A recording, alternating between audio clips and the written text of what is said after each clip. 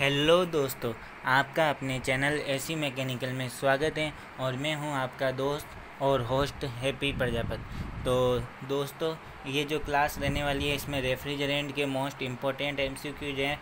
15 MCQs हैं जिनका बारे में हम यहाँ पर डिस्कशन करेंगे और इस वीडियो के इस क्लास के बाद हम और 15 क्वेश्चन लेके आएंगे जो कि रेफ्रिजरेंट के ही हो गए एमसीक्यूज के लिए। तो पहला क्वेश्चन है कि NH3 अमोनिया का बॉइलिंग पॉइंट क्या है। A -33.2 degree Celsius, B -75.5 degree Celsius, C +23.3 degree Celsius और D है -77.5 डिग्री सेल्सियस। तो दोस्तों, अमोनिया का जो बॉइलिंग पॉइंट होता है वह -33.2 डिग्री सेल्सियस होता है। अमोनिया का बॉइलिंग पॉइंट उबाल बिंदु जो होता है वह -33.2 डिग्री सेल्सियस। नेक्स्ट क्वेश्चन है, एक अच्छे रेफ्रिजरेंट जो होता है उसकी विस्कोसिटी कितनी होनी चाहिए। A low, B high, C medium और D है ऑल ऑफ द एबव। तो इसका राइट आंसर हो जाएगा A। एक अच्छा रेफ्रिजरेंट जो होता है उसकी विस्कोसिटी जो होनी चाहिए वह कम होनी चाहिए। विस्कोसिटी का अर्थ होता है गाढ़ेपन से है कि तेल कितना गाढ़ा है। तो इसका अर्थ होगा कि रेफ्रिजरेंट जो होता है उसका जो गाढ़ापन होता है वह कम होना चाहिए। नेक्स्ट दोस्तों, अगला क्वेश्चन है 3rd नंबर का, जिसमें लिखा हुआ है कि रेफ्रिजरेंट 134A सिलेंडर का रंग कैसा होता है। A white, B green, C blue और D है ग्रे। तो दोस्तों, इसका राइट आंसर हो जाएगा A। एक रेफ्रिजरेंट 134A जो है उसके सिलेंडर का रंग वाइट यानी सफ़ेद होता है। जो रेफ्रिजरेंट प्रयोग किया जाता है घरेलू का जो रेफ्रिजरेटर में जो रेफ्रिजरेंट यूज किया जाता है 134 उसका सिलेंडर का रंग वाइट होता है। नेक्स्ट है 4th नंबर के क्वेश्चन में लिखा हुआ है कि NaCl का यूटेक्टिक टेम्परेचर क्या होता है। तो दोस्तों, यहाँ पर जो NaCl दिया हुआ है ये एक ब्राइन है, ये सेकेंडरी रेफ्रिजरेंट है और इसका हमें यूटेक्टिक टेम्परेचर बताना है। तो इसमें ऑप्शन में दिया हुआ है A -55 degree Celsius, B -92 degree Celsius और C है -21 डिग्री सेल्सियस और D है 65 डिग्री सेल्सियस। तो दोस्तों, ये जो है NaCl का यूटेक्टिक टेम्परेचर जो होता है वह -21 डिग्री सेल्सियस तक माना जाता है, होता है 21 डिग्री सेल्सियस माइनस के। और नेक्स्ट क्वेश्चन है 5 नंबर में लिखा हुआ है कि एंटी फ्रीज सॉल्यूशन है। एंटी फ्रीज सॉल्यूशन जो होता है वह कौन कौन से सॉल्यूशन हैं जो कि एंटी फ्रीज हैं, जो कि पानी का जो जमाव बिंदु है उसको कम करता है, वही एंटी फ्रीज सॉल्यूशन है जो कि निम्न है। ऑप्शन में लिखा हुआ है A glycol, B methyl alcohol, C glycerine और D है ऑल ऑफ द एबव। तो एंटी फ्रीज जो सॉल्यूशन होते हैं वह ग्लिसरीन भी होता है और मिथाइल अल्कोहल भी होता है और ग्लाइकोज और ग्लिसरीन ये सब होते हैं। तो इसका राइट आंसर हो जाएगा D all of the above जो है एंटी फ्रीज सॉल्यूशन है। और नेक्स्ट है 6 नंबर जो आ गया कि एंटी फ्रीज सॉल्यूशन है वो क्या होता है। ये क्या होता है, क्या antifreeze solution. Antifreeze solution वह होता है जो हमारा जो पानी होता है, जो हम रेफ्रिजरेटर में जो पानी होता है, जो बर्फ़ बनता है उसका जो हिमांक बिंदु होता है उसको कम कर देता है। तो लिखा हुआ है कि इंक्रीज वाटर फ्रीजिंग पॉइंट और B है decrease water freezing point, C है increase and decrease freezing point और D लिखा हुआ है ऑल ऑफ द एबव। तो जो एंटी फ्रीज सॉल्यूशन होता है वह इंक्रीज करता है पानी का फ्रीजिंग पॉइंट जो होता है उसको कम करता है। नेक्स्ट है 7 नंबर के क्वेश्चन में लिखा हुआ है कि CO2 का फ्रीजिंग पॉइंट क्या है। A -73.5 degree Celsius, B -56.5 degree Celsius, C है -111 डिग्री सेल्सियस और D है 5 डिग्री सेल्सियस। जो CO2 है, CO2 गैस है, उसका जो जमाव बिंदु है वह कितना होना चाहिए, वह है -56.5 डिग्री सेल्सियस है जो कि CO2 का फ्रीजिंग पॉइंट है। तो दोस्तों, ये जो रेफ्रिजरेंट के अंदर जो ये क्वेश्चन बताए जा रहे हैं कि फ्रीजिंग पॉइंट, बॉइलिंग पॉइंट वगैरह, ये सब क्वेश्चन मोस्ट इम्पोर्टेंट है CTI के एंट्रेंस एग्ज़ाम के लिए भी और जो DRDO, DMRC और टेक्नीशियन भी हैं उसके लिए भी ये मोस्ट इम्पोर्टेंट है। आपने इस वीडियो को स्टार्ट करने से पहले थंबनेल तो देखा ही होगा, तो ये उसी रिलेटेड है, ये सब कंपटीशन एग्ज़ाम के लिए मोस्ट इम्पोर्टेंट है। नेक्स्ट है क्वेश्चन नंबर 8, जो रेफ्रिजरेंट 503 है वह किसका मिश्रण है।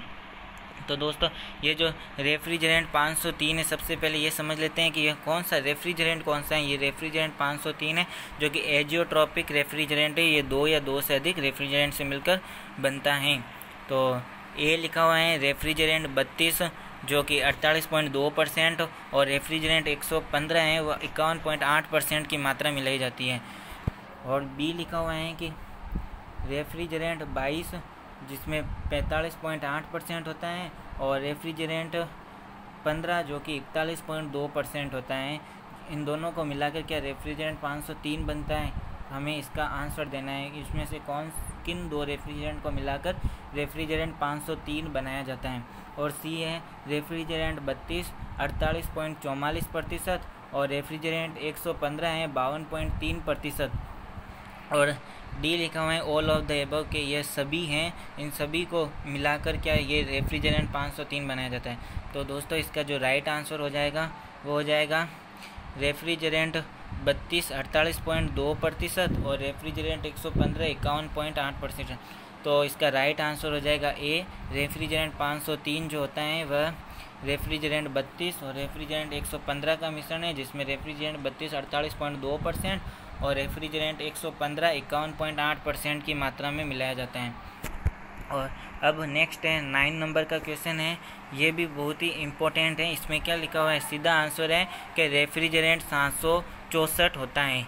ए SO2, बी CO2, सी SO और डी है NH3।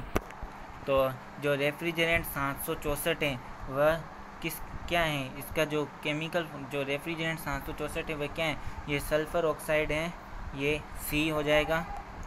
और अब अगला क्वेश्चन 10 नंबर में लिखा हुआ है कि नाइट्रोजन कंपाउंड है। ए रेफ्रिजरेंट 611, बी रेफ्रिजरेंट 610, सी रेफ्रिजरेंट 729 और डी है रेफ्रिजरेंट 134। जो नाइट्रोजन कंपाउंड होता है वह है, जो नाइट्रोजन कंपाउंड है वह रेफ्रिजरेंट 611 है, जिससे मिलकर नाइट्रोजन कंपाउंड बनता है। और अगला क्वेश्चन है 11 नंबर के इको फ्रेंडली गैस कौन सी है। ए में लिखा हुआ है HC, बी है रेफ्रिजरेंट 134, सी है रेफ्रिजरेंट 12 और डी है रेफ्रिजरेंट 22।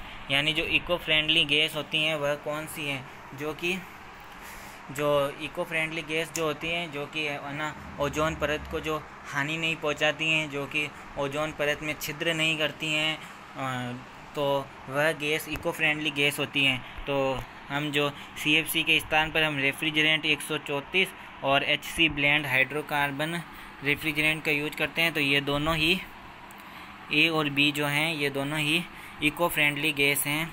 नेक्स्ट क्वेश्चन है 12 नंबर में कि ओजोन परत वायुमंडल में कहाँ पाई जाती है। जो ओजोन परत जो होती है, जो कि पृथ्वी का जो वायुमंडल है वह पृथ्वी के चारों ओर कहाँ पाई जाती है। अ क्षोभ मंडल में, ब स्ट्रेटोस्फीयर और स है समताप मंडल और द जो है कि सभी, इन सभी में जो ओजोन परत पाई जाती हैं। तो जो ओजोन परत जो होती हैं वह मुख्य रूप से स्ट्रेटोस्फीयर लेयर में पाई जाती है। ओजोन परत वायुमंडल में स्ट्रेटोस्फीयर में पाई जाती हैं। नेक्स्ट है 13 नंबर का क्वेश्चन के फ्रिजोल का रासायनिक सूत्र है। ए CH3 का कोष्टक ब्रैकेट और 3CH, बी है CHCl और सी है CaOCl2 और डी है ऑल ऑफ द एबव। तो जो फ्रिजोल जो है उसका रासायनिक सूत्र होता है CH3 3CH। ये केमिकल फार्मूला पूछा गया है, ये जो है ये केमिकल फार्मूला पूछा गया है। जो रेफ्रिजरेंट है वह केमिकल फार्मूले पर ही टिका हुआ है। रेफ्रिजरेंट जो है वह कार्बन, क्लोरीन, फ्लोरीन इन सभी से मिलकर बना हुआ होता है, हाइड्रोजन से। और नेक्स्ट है 14 नंबर का क्वेश्चन लिखा हुआ है कि 14 में लिखा हुआ है ODS का पूरा नाम क्या है। ये फुल फॉर्म पूछ रहे हैं कि जो ODS है उसका फुल फॉर्म क्या है। A ozone depleting substance, B ozone destroy system, C oldest develop source और डी लिखा हुआ है ऑल ऑफ द एबव। तो जो ODS है उसका फुल फॉर्म होता है ओजोन डिप्लेटिंग सब्सटेंस, ये ODS का फुल फॉर्म है। अब हमारा नेक्स्ट है जो कि 15 नंबर का क्वेश्चन है, ये हमारा लास्ट क्वेश्चन है ये लिखा हुआ है कि जो क्योटो प्रोटोकॉल है वह कब लागू हुआ। ये जो क्योटो प्रोटोकॉल के बारे में समझ लेते हैं, ये क्या है। ये क्योटो प्रोटोकॉल जो है, ये जो कि ओजोन परत को हानि पहुंचाने वाले जो रेफ्रिजरेंट है उनका उपयोग कम से कम करना और उनको पूरी तरह से बंद कर देना। तो इसलिए क्योटो प्रोटोकॉल आयोजित किया गया था। जापान के एक शहर है क्योटो, वहाँ पर, तो इसका नाम रखा गया था क्योटो प्रोटोकॉल। तो ये लागू कब किया गया था? 16 फरवरी 2005, ब 17 मार्च 1997 और स हैं 5 जून 2000 और द हैं सभी गलत। तो जो क्योटो प्रोटोकॉल था, जो जापान के क्योटो शहर में क्योटो प्रोटोकॉल 16 फरवरी 2005 को लागू किया गया था। तो ये जो 15 क्वेश्चन थे वह CTI जो एंट्रेंस एग्ज़ाम अभी होने वाला है उसकी डेट चेंज हो गई है, तो उसमें भी ये रेफ्रिजरेंट के टॉपिक मोस्ट इम्पोर्टेंट है। और जो ITI में जो RSC ट्रेड के स्टूडेंट हैं उनके लिए भी यह मोस्ट इम्पोर्टेंट है, जो कि एग्ज़ाम होगा। और जो अभी बेक वालों का भी एग्ज़ाम होगा CBT का, उसमें रेफ्रिजरेंट के लिए इन्हीं में से क्वेश्चन आ सकते हैं। तो आप अपनी तैयारी को मजबूत रखें और आप हमारे चैनल को लाइक और सब्सक्राइब करें ताकि आने वाली वीडियो की नोटिफिकेशन सबसे पहले आपके पास पहुंच सके। अगर इस वीडियो में आपको कुछ समझ में ना आए तो आप हमें कमेंट बॉक्स में कमेंट कर सकते हैं ताकि हम उस आपकी समस्या का निवारण कर सकें। धन्यवाद। Thanks for watching this video.